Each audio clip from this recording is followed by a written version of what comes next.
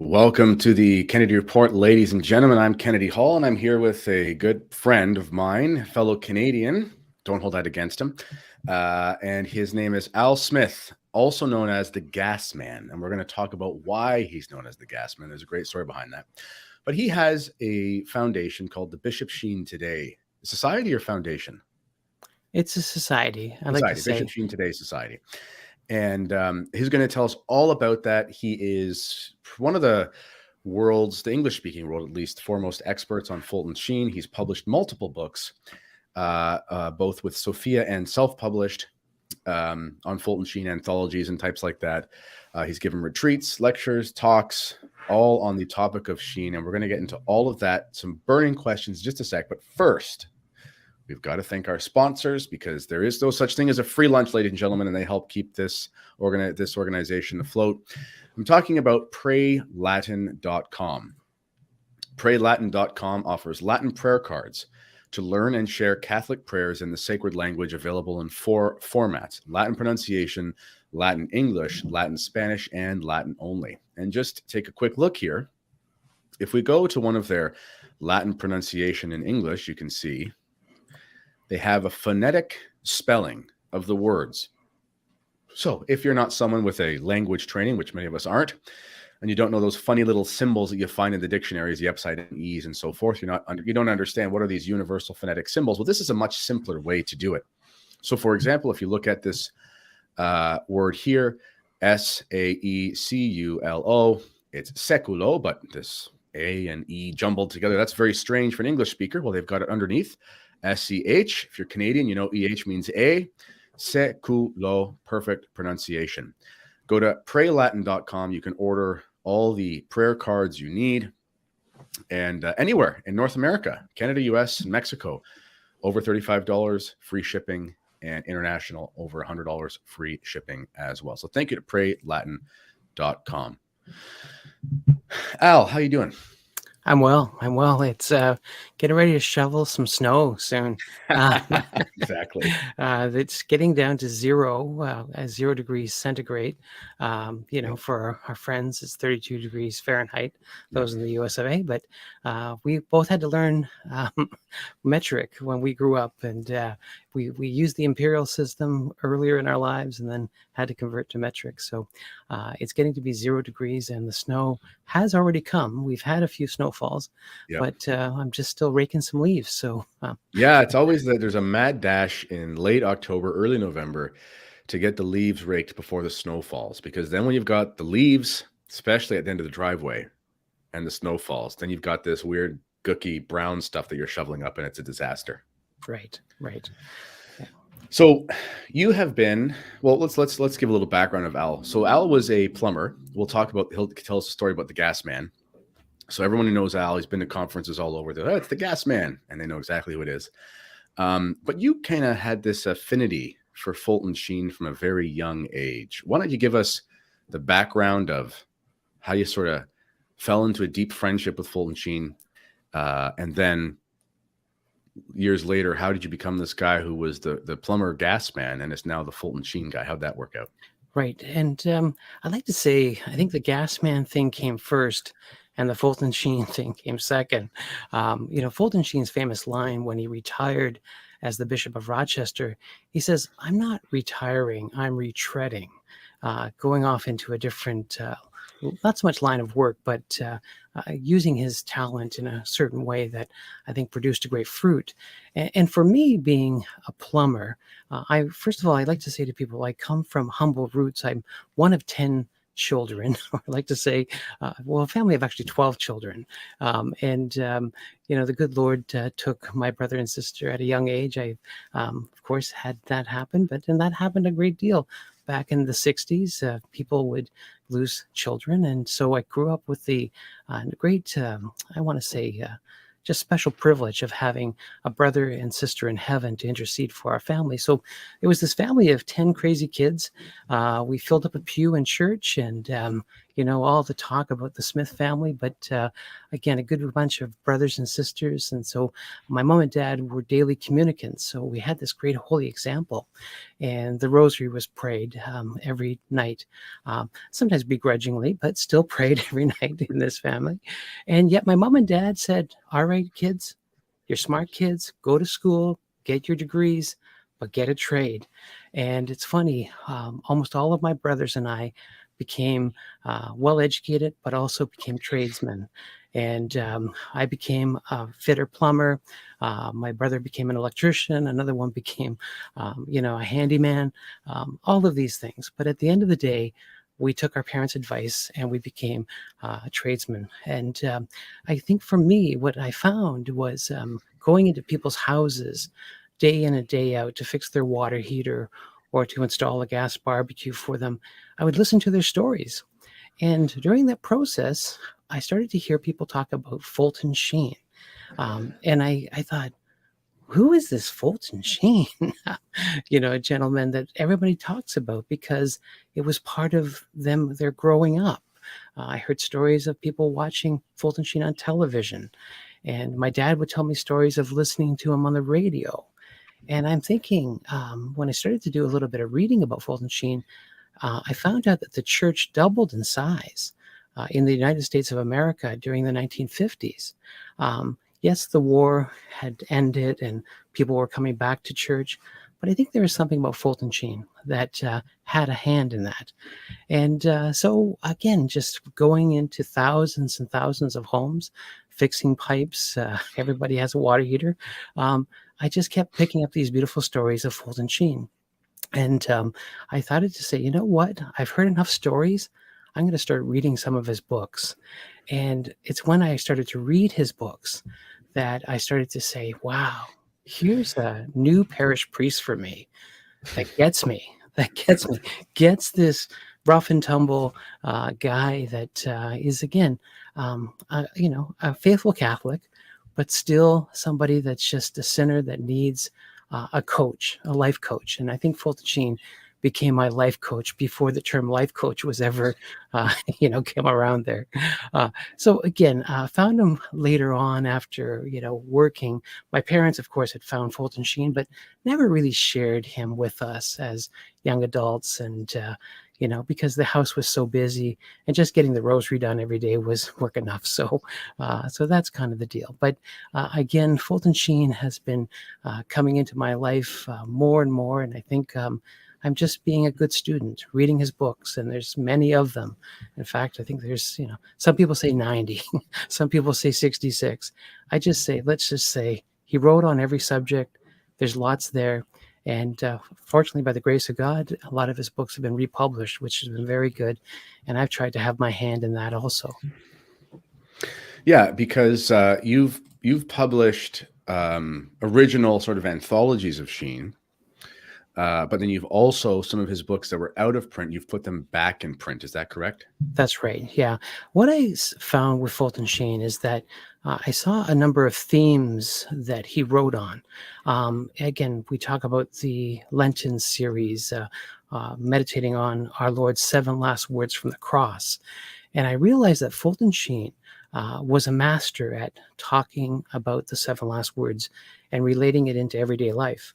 And in fact, I think it was in 1979, the year that he died, he's giving his Lenten mission in New York City.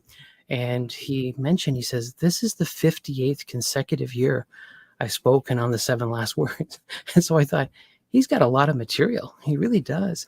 And started to research that these books were, out of circulation, a number of them. And I thought everybody needs a good book on the virtues, the 7 deadly sins, the Beatitudes. And Fulton Sheen, of course, wrote on these and, of course, tied them into the 7 last words. And so the first anthology I put together, I took 7 of his books from the 1930s and 40s, all on the topic of the 7 last words, and put it into an anthology and approached Sophia Institute Press and said, I got this idea. I think we need to just put Sheen's gems, I want to say, into one book, and away we go. And, I always say I'm thrifty. I like to save money, right?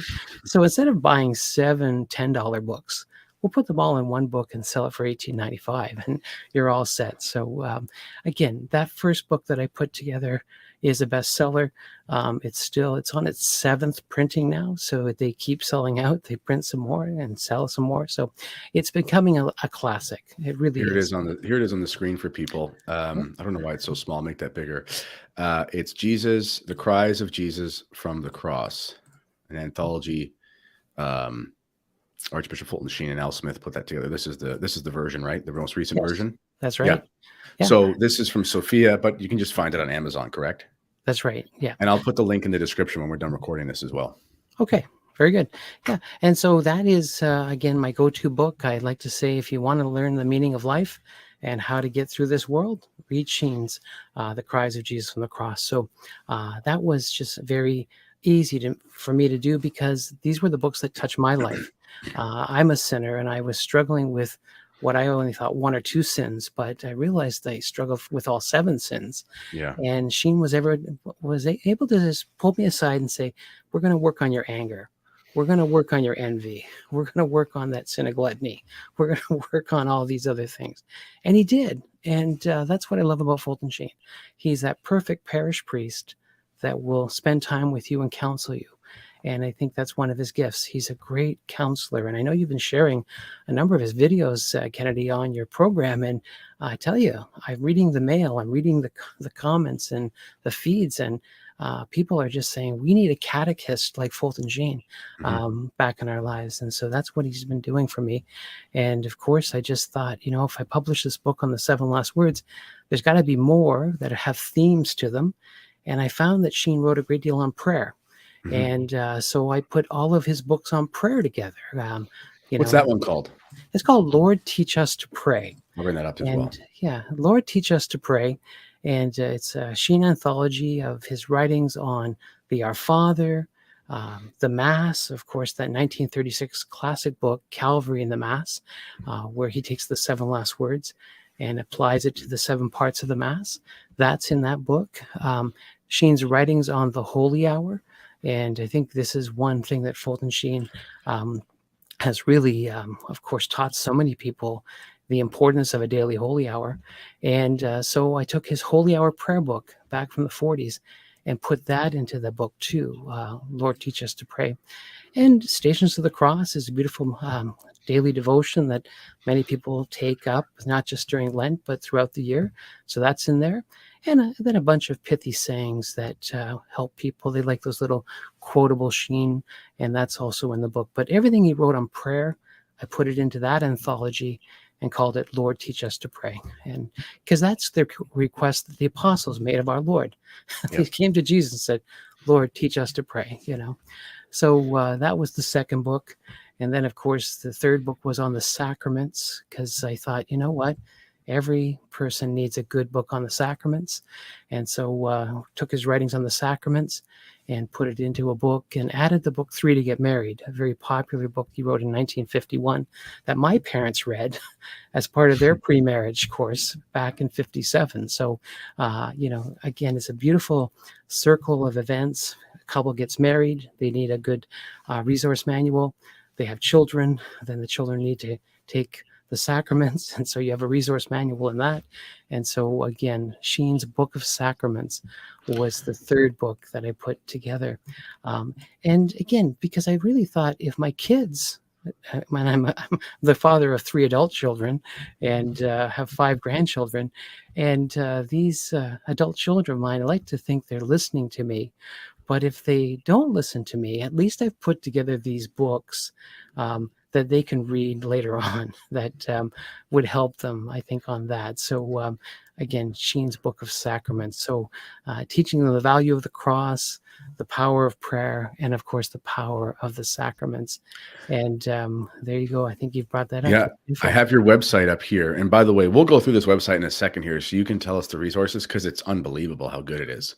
Yeah. Do you do the website yourself? I do with my good friend Camilla Gunnarsson. She is one of the Campaign Life Coalition. Okay. Yeah.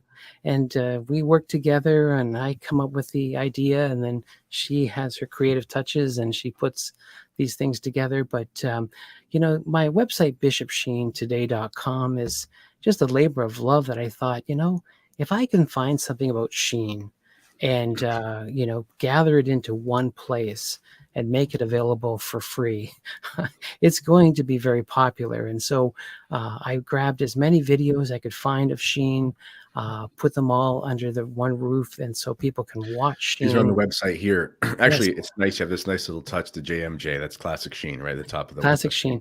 And what I did is I put it into seasons. I took all of his Life is Worth Living shows from season 1, and then of course season 2 and season 3, It's got everything. and it's got everything there. So I really just wanted to give people that opportunity to come to the website, sit back, and just enjoy as much Sheen as they want. Yeah, And you can. It's all there. and again, people have shared with me, I binged watched Sheen again last weekend, and I binge watched Sheen again, and because he does draw you in, and of course you learn something when you listen to him. So, so all of his videos are there, as many as I could find, and then I took his audio recordings, and of course I've been on the radio since 2012. Sharing Fulton Sheen on the radio in Canada, but also in the USA. I'm heard on Radio Maria USA and Radio Maria Canada, and even in a community radio station in Kitchener-Waterloo. And so again, this idea of sharing Sheen's wisdom, and these audio recordings, you can find them on the internet. And I've just, put them to these podcasts, and of course they go out over the airwaves, and then people will listen to the archives, and of course download into their own personal, little Yeah, play. this is something that people need to know as well. So I don't know what page is, and that's weird. It's not there. It's usually there. You can go to, where is it? Is there a reason? Is there a glitch here with the No, I Bishop mean, Sheen downloads? yeah, there's different things Yeah. that some people are changing servers and Okay. Yeah. changing sites, and Because I've used that before. So it'll be here on yeah, SoundCloud though. you'll find it on SoundCloud, Mixcloud, of course, even the iTunes. You'll find me, Bishop Sheen Presents, on iTunes, and on the iTunes you can download everything for free. And Yeah, so there's so that's much right. there. Yeah, I always think if you're searching for MP3s of Bishop Sheen, there's lots of places to find them, but you can navigate my site and find my shows, and of course just download the files from the shows. So Here's the actual show with Bishop Sheen's Presents. yeah, And now the format of these shows, this is the iTunes, but the format is essentially you sort of introduce a topic and then you sort of play the Fulton Sheen talk that's after right. that, Yeah. correct? Yeah. Yeah. I always give people 2 talks in the 1-hour time slot that's allotted to me. And usually, again, I just mix it up. Sometimes I'll do a catechism lesson. Lately, I've been doing a lot of talks on communism and, Wonder and why. yeah, yeah. It's, What inspiration did you have for that living in Ontario under 2 I- years of for your it's all for your health lockdown? well, I've lived under a lifelong string of liberal prime Mm, ministers, even yeah. going back to Justin Trudeau's father, Pierre L. Yeah. Trudeau. So John Turner, and I can name a bunch of them. But I just think John Canadians, Turner. at least, we do socialism well, I think. You know? Socialism and hockey, two of our best exports, I That's guess. right, yeah, Oh, goodness gracious. and we can joke as Canadians, and have a very light nature about it, but still, we know we're at war, and Mhm. again, we have to keep on guard. And I love what you were sharing about. You just came from a confirmation celebration, Mhm. the sacrament, and the bishop said to your confirmandes, "Remember, you have to be on the defensive, but also be on the offensive." And Don't so just defend the church, you attack the enemies of the church. that's right. That's what Very good. soldiers do. I mean, obviously within reason, and you have rules of conduct in combat. That makes it, you don't just go after innocent people. But an enemy of the church is an enemy of the church, and Fulton Sheen understood that. Um, his what was so unique about him. I was listening. I published one of his videos in a show of mine the other day on the Antichrist, and he goes through basically the logic of communism and what had to be done by Americans in order to fight it.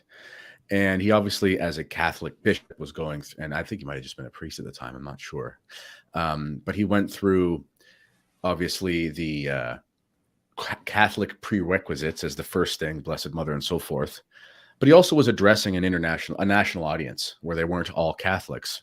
And he laid out the very fundamental principles that everyone had to live by in order to fight materialist communism. And, it's not enough to just say, I'm just going to, I mean, first of all, you have to take care of your own house. I understand that. But if you have the ability to expose evil and ridicule it, then you have to do it if you have the opportunity to do that. And Fulton Sheen did that all the time. Yes, I think I go back to his training, and when you think of his studies, of course, he, was studying in Europe at Louvain University, Yeah. and of course, he rubbed shoulders with the great minds. But of course, he studied Russian history. He learned many languages, and of course, he picked up these stories from the victims of communism. Mhm. Of course, you read your history book and you see this is not something I recommend for anybody.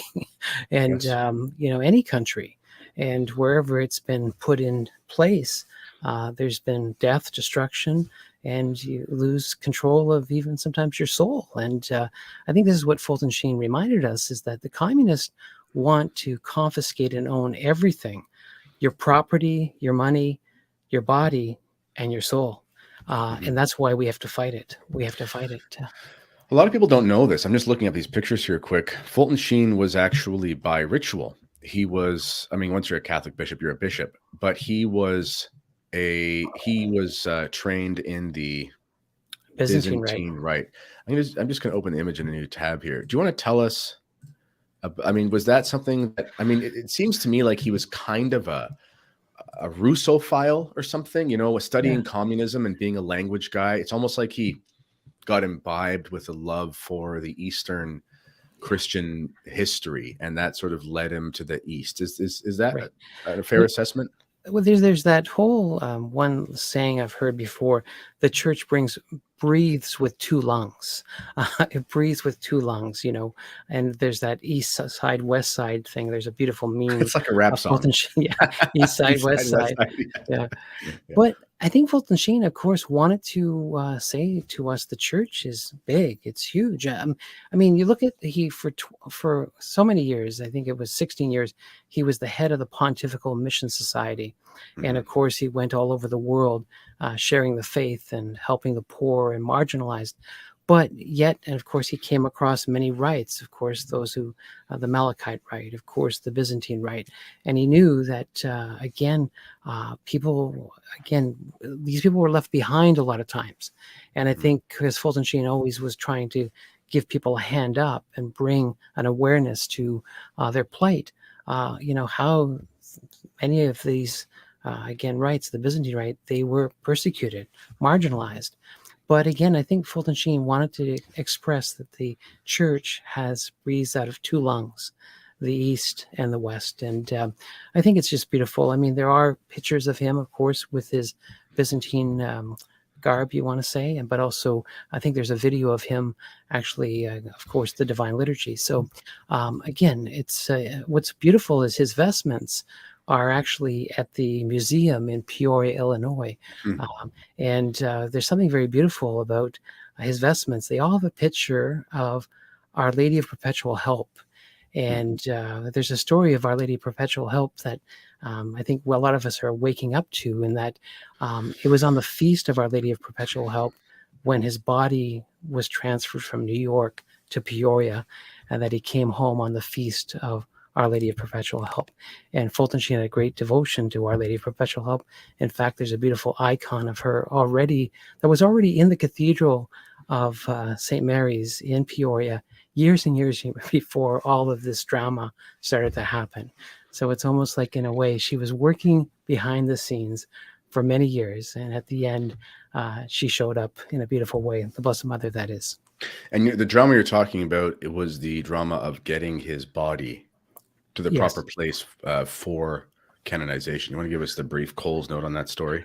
Yeah, I think, people always say, can you kind of bring us through, the last 20 years and what's involved? And, I've been blessed that I sit on the board of directors for the Sheen cause of his canonization. And the year 2013, Bishop Daniel Jenke approached me and asked me to come and sit on the board. And I'm the only non-American to have sit in this position. But again, it's my zeal for the mission, my zeal for sharing Sheen's writings and working with people. But again, what happened is the cause opened up in the year 2002. Bishop Jenke petitioned Rome to open up the cause after New York City, the Diocese of New York and the Diocese of Rochester turned down wanting to be the diocese behind Sheen's beatification and canonization process. But again, Bishop Jenke embraced the mission and said, yeah, he's one of us. He's a Peoria boy. And again, he was always attached to the Diocese of Peoria for many years. So it would seem right, and it was right for Peoria to take the cause. So in 2002, the cause opens. The Vatican says, okay, send us his books. We're going to look them over. They crated up everything, his videos, his books, sent it to the Vatican. It took them about 10 years to read it all and go through it. But in a nutshell, in the year 2012, Pope Benedict XVI declared Sheen venerable, which really was saying all of his writings, every one of his books, has the stamp of approval. They're church approved. And this is what I can go to bed at night and sleep well, knowing that Sheen's writings are church approved. And they all have imprimaturs and all these other, the stamps of approval in them already. So in 2012, Pope Benedict declares them venerable. We celebrate. And then, of course, they say, now let's get working on miracles. And of course, we had a number of actual physical miracles that happened. And the famous one is the little boy that was dead for 61 minutes, came back to life. And of course, the family and the whole community was praying for this young family, and the miracle happened. So naturally, we sent all the documentation to the Vatican, all the medical reports and everything. And of course, the team of the medical personnel in the Vatican, there's a panel of 7 medical doctors. They look over these documents, and they, of course, said to the Holy Father, this is authentically a miracle. This defies science and medicine. So I know Pope Benedict was ready to approve it, but then in 2014, we started to have an impasse with having Sheen's physical remains sent back to Peoria. And of course, the Diocese of New York said, no, we want him to stay here. You don't, the squabble was, you don't need his body in Peoria to move the cause forward. The powers that be in New York, I might have done the same thing. You've got this beautiful tourist attraction. I don't want to say that. Oh, you're right. You're right. How many people visited the tomb of Fulton Sheen in New York City? But still, there was a wrestling that had to happen and go through the courts. And so Bishop Jenke, of course, suspended the cause and put it on pause until all that it could be resolved. And it took 5 back and forths within the courts of winning a court battle, and then, of course, an appeal, and then back and forth. But at the request of the family, Sheen Joan Cunningham, she had said to the Diocese of New York, I want his body back in Peoria because it was the right thing to do. Send him home. And of course, with her influence, the courts, sided with Peoria, and then, of course, the powers that be in New York released the body, and the body came home to Peoria. And as soon as the body came back home to Peoria, a beautiful crypt was built and a beautiful side altar. And then, of course, the phone call was made by the bishop to the Vatican to say, could you approve the miracle finally? And of course, Pope Francis did that, and then, of course, gave them a date for beatification, which was in December of 2019.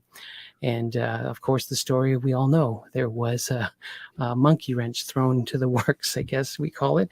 Again, a few prelates that said, we're not so sure. Let's look at this some more. Let's be sensitive, because of this time of, I think, too much sensitivity, I should say, but that's just my opinion. And again, we're now waiting for a new date from the Vatican. And I like to say, you can't take away the miracle. You can't take away the good works of Fulton Sheen, his heroic life. You can't. And Again, there's been no news at all. I mean, they wanted more time to look at some things. We knew that everything was vetted already and scrutinized years ago, but still, the powers that be felt that they wanted some more time. So here we are, almost 3 years later, and no bad news, nothing at all. So, You uh, know, in this age of everyone and their dog is canonized, mhm, it kind of tells you something when this one's actually difficult. Because, it's almost as if he's actually having a devil's advocate happen.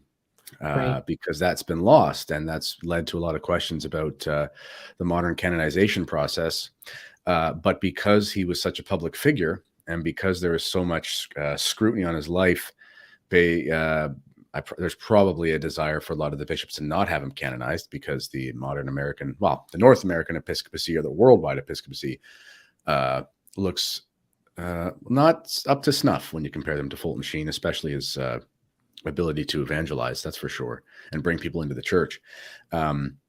So, when there's resistance to the canonization of men like Sheen, to me, that's actually a good sign.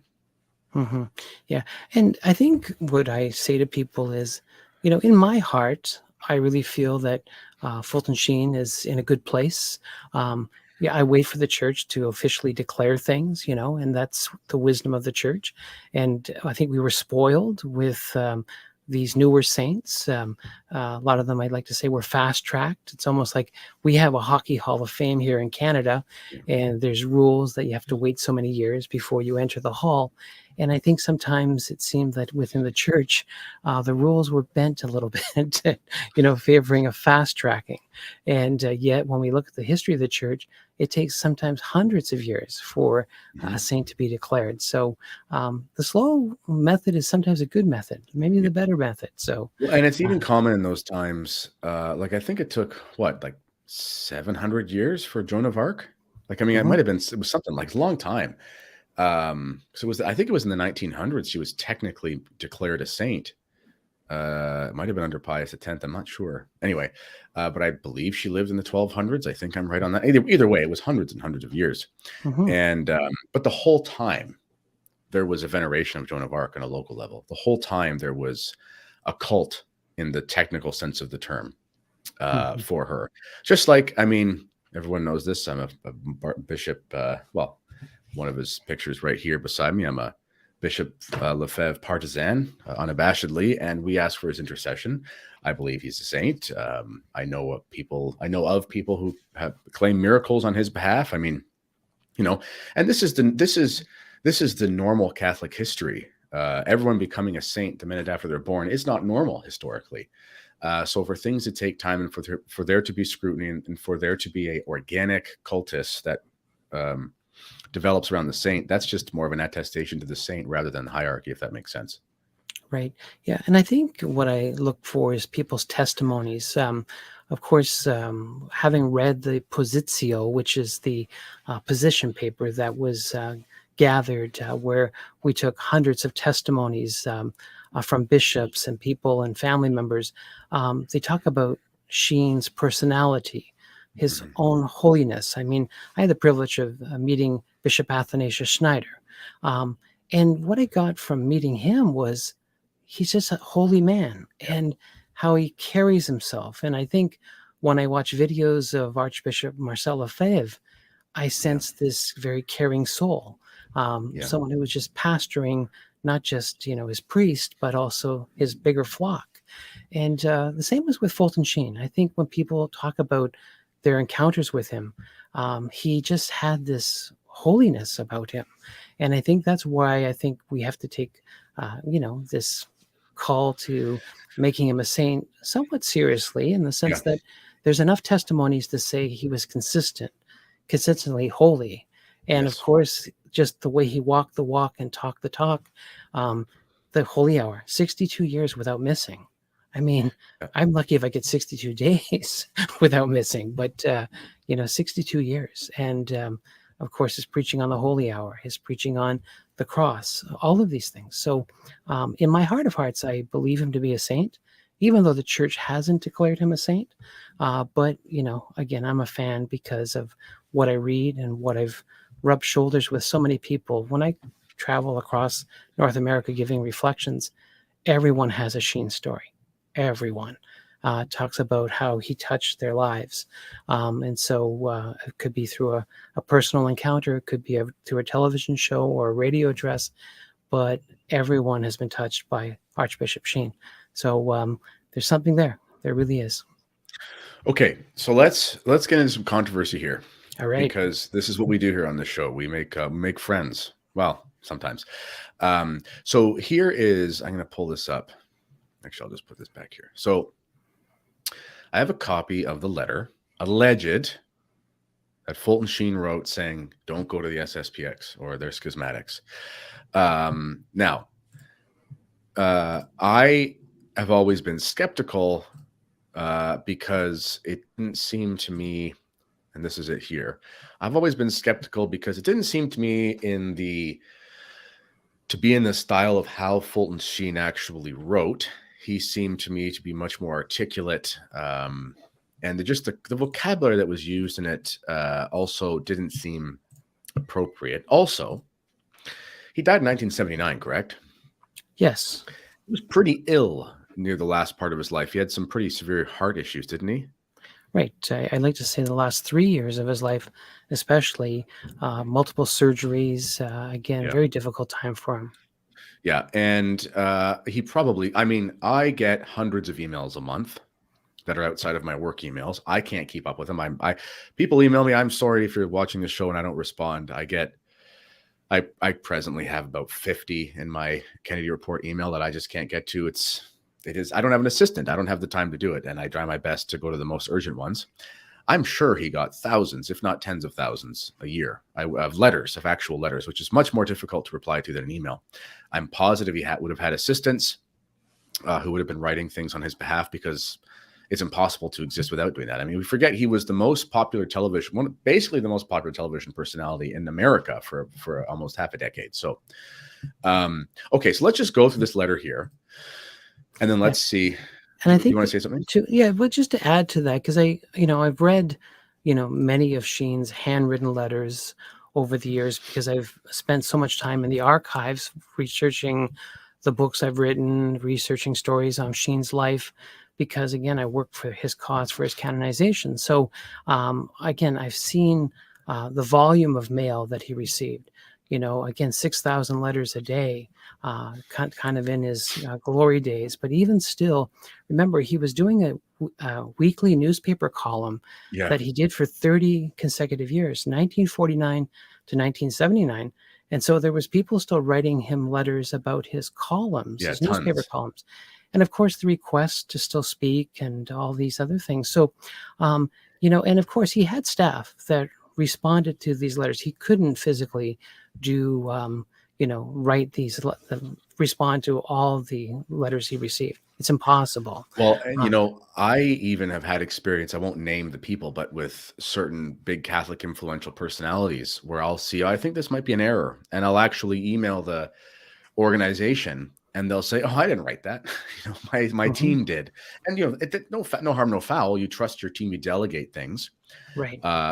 I think that we have a good argument to make that I don't even think he wrote this letter. And maybe I'll just read a couple lines here and you can tell me your thoughts and why.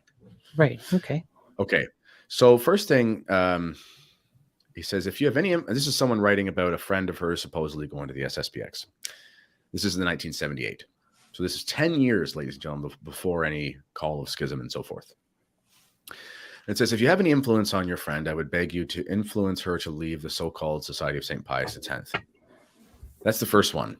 I don't think he would have said the so-called. Actually, I should make this bigger here. The so-called Society of St. Pius X, because it's just called the Society of St. Pius X. There's no so-called, right? I mean, that's my first alarm bell. He was too intelligent and too kind to almost take a jab at that. What do you think? Yeah, well, because Fulton Sheen spent so many years in Africa, and I believe he probably had met Archbishop Lefebvre in the days of work, like working in Africa, because Fulton Sheen was constantly. Yes. Yeah. So, I know that I can't produce any pictures of Archbishop Lefebvre and Archbishop Sheen side by side at Vatican II, or produce pictures of them side by side doing missionary work in Africa. But the fact is they both were at Vatican II, and they both did missionary work in Africa. Yeah. And of course, Fulton Sheen was Monsignor Sheen back even in the early 30s, so he had access to Rome, and of course correspondence. So he would have known of this missionary work, and there was a big push to grow the church in Africa and to recognize them. So again, these two men would have been arm in arm, I think, in building the mission in Africa. So I kind of just sense, I would, even though I can't prove anything, I think the two would have worked together, if that's the right word.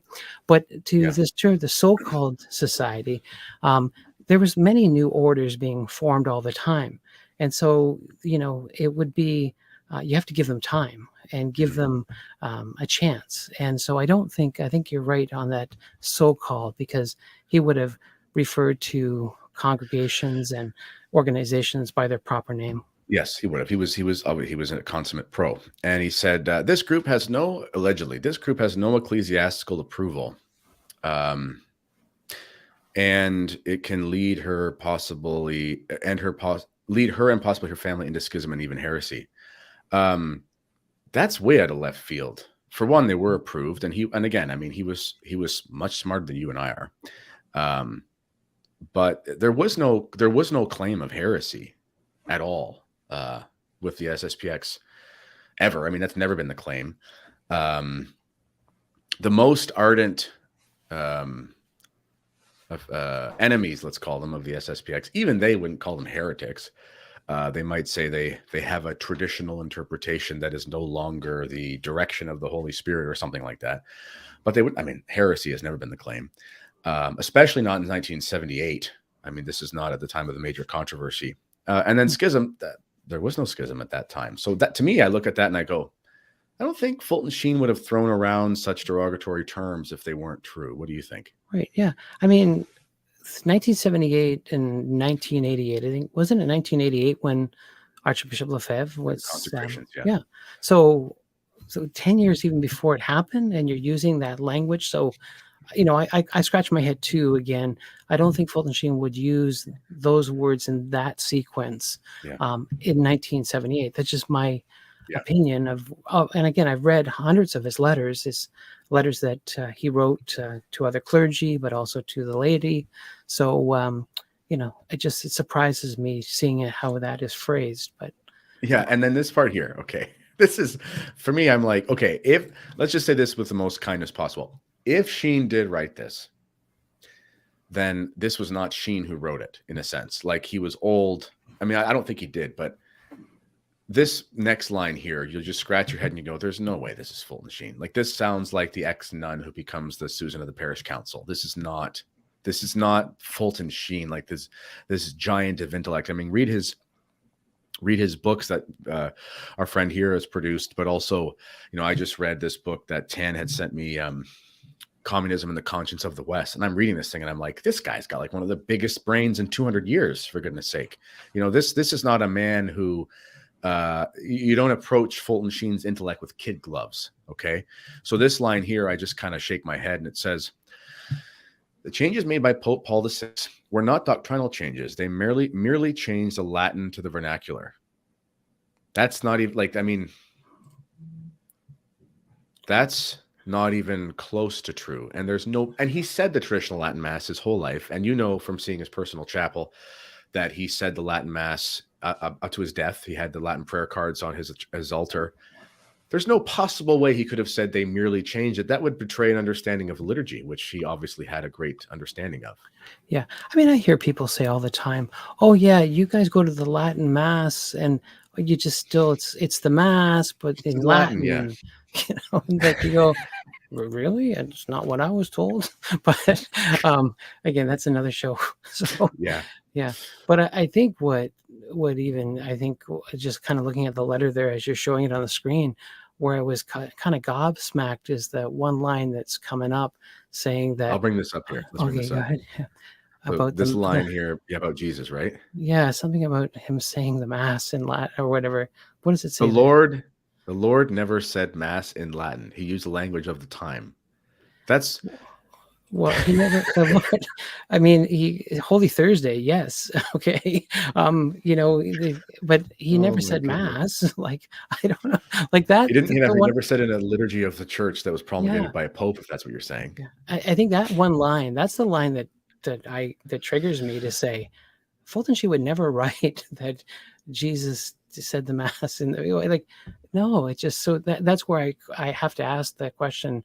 That wasn't, in my opinion, that wasn't Fulton Sheen. Well, I don't it think. couldn't have been. And Well, sorry to interrupt. Like I did a talk at our chapel on the history of the liturgy. And there was a work circulating in the early 1900s, just when Sheen was going to seminary and becoming a priest. I'm sure he would have heard of it. It was like this incredible work called How Christ Said the First Mass. And it goes through the history of the liturgy, the sacred languages, and so forth. So even this idea that Christ used the language of the time, no, he didn't. He didn't use guttural, vulgar Syriac. He would have used ecclesiastical Hebrew anyway. So he still would have been using a sacred language. So this is just wrong on 50 different levels.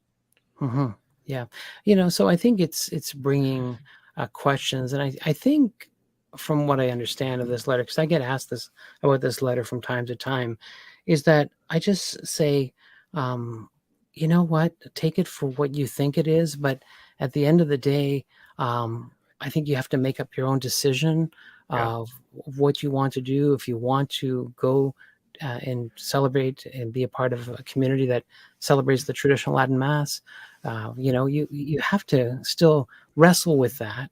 Yeah. And I think a lot of times these are all letters that are thrown around to add fuel to a fire, because Yes. I know you're embroiled, I think, Kennedy, in this war. I want to say it, and again, it's this idea. I usually just say to people, I ask them the question, "What's it to you?" Like Yep. this letter that you've been sharing.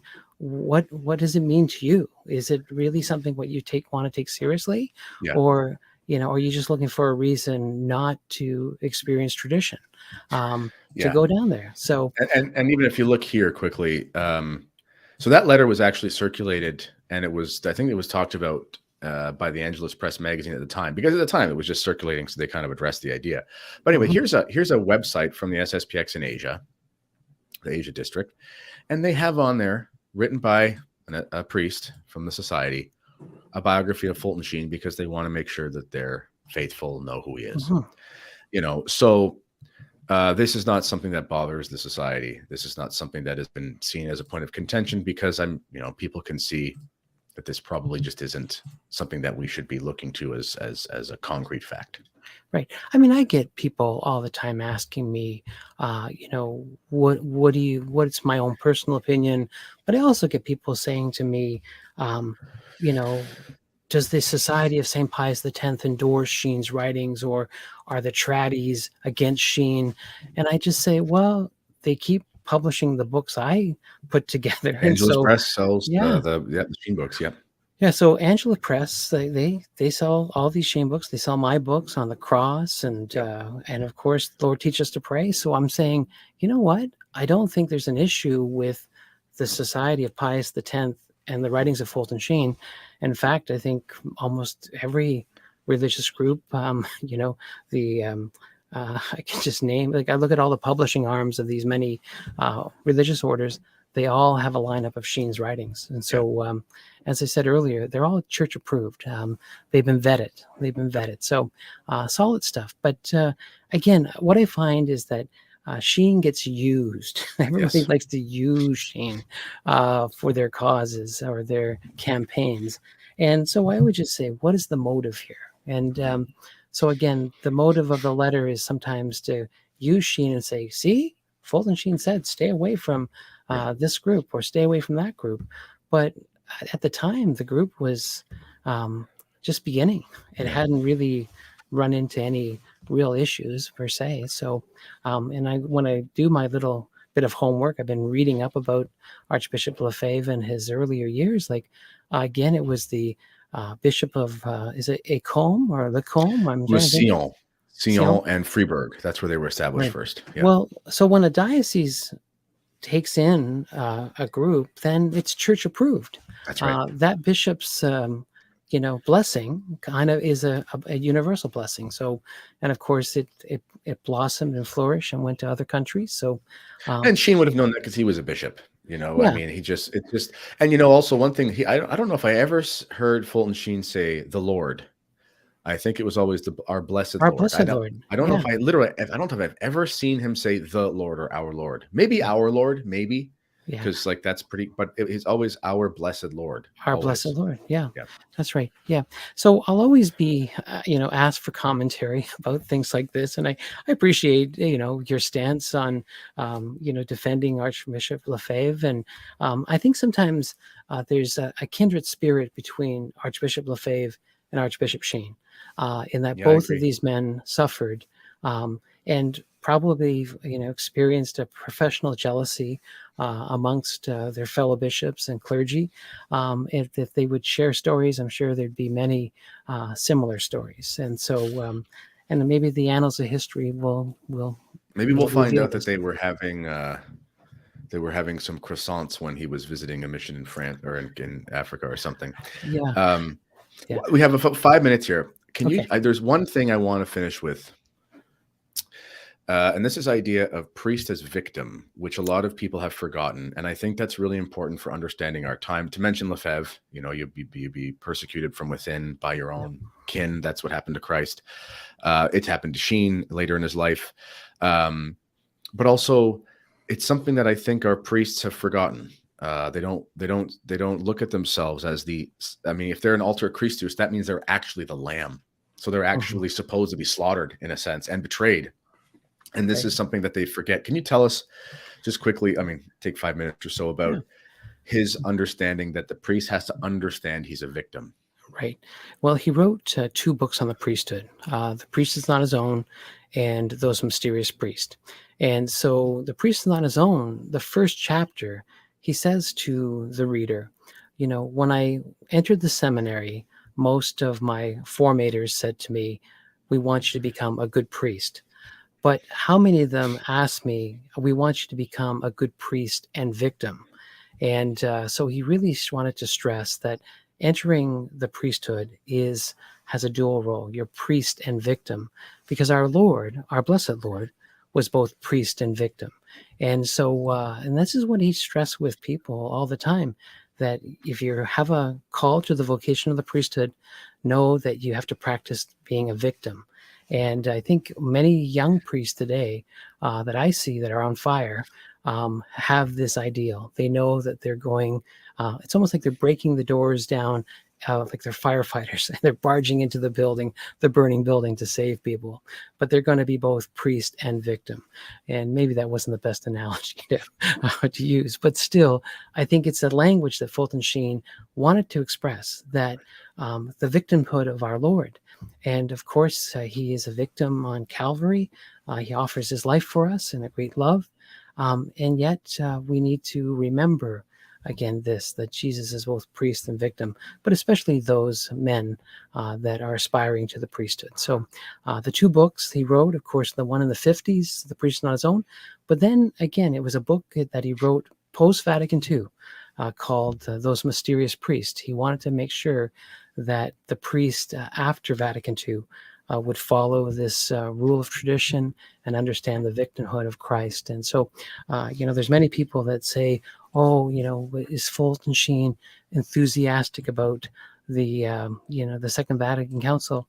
Well, he was enthusiastic about tradition, that's for Yeah. sure. Yeah. And I just say to people, if he was so Vatican II, why is he not being declared a saint by the Vatican Yeah, II yeah, Church? yeah, exactly. I mean, they made Oscar Romero a saint. I mean, Yeah. they could make you a saint if they wanted to Yeah, about stuff. that's Yeah, right. Yeah. yeah. Yeah. But no, thanks for plugging my Bishop Sheen Today Yeah, everyone go look website. at this website. It's right here. It's amazing website, my friends. Yeah. All you need up here. And you can even book, so you can book Al. We are able to get across the borders now, which is great. But also, he's also got a real great electronic setup, so you can have him do your talks and your retreats and conferences and things like that. So that's where you can find him as well. Right. Yeah, we did 2 years of online conferences. It was, with the so-called lockdown, but we got to practice our talks. That's what I got to That's do. I true. got lots of practice, but always nice to go to live events. But still, I just want to be a resource to people. I like to say I'm here to help you to read Sheen, watch Sheen, listen to Sheen, and it's all on the website, bishopsheentoday.com, because we need Bishop Sheen today. We We do. do. We do. Yeah, we do. We especially need his wisdom against materialist communism, that's just reared its ugly head again. All right, ladies and gentlemen, I never say this in the middle of the show, but you're supposed to like this video and subscribe to this channel and click the links in the description. First thing you should do after you visit Bishop Sheen today is click the link for our email list. Join the email list because as this channel continues to grow, we're going to start offering things that are exclusive for supporters and so forth. And you got to be on the email list to hear about those sorts of things. And you can also be notified when we go live or when we're premiering videos. Whether if they're not live, they're being premiered. Currently, we're doing Fulton Sheen Fridays, and we're actually putting out videos where I kind of do what Al does, where he puts these talks on the radio. I find these really great talks, and we do them in a video format and give a little bit of commentary before and after the show as well. And those are every Fridays. I think they're at 7 p.m. right now, and people are loving those. I think that's all. So, Al, thanks for coming on. You're welcome. We're going to make that 4-hour drive soon and hang out again. We will. And remember, I always just say, people say, what's your favorite Sheen quote? And my favorite Fulton Sheen quote is, unless souls are saved, nothing is saved. That's right. It's about saving souls. So remember that. Okay. That's right. Exactly. All right. Thanks, Al. Ladies and gentlemen, this has been the Kennedy Report. And until next time, God bless.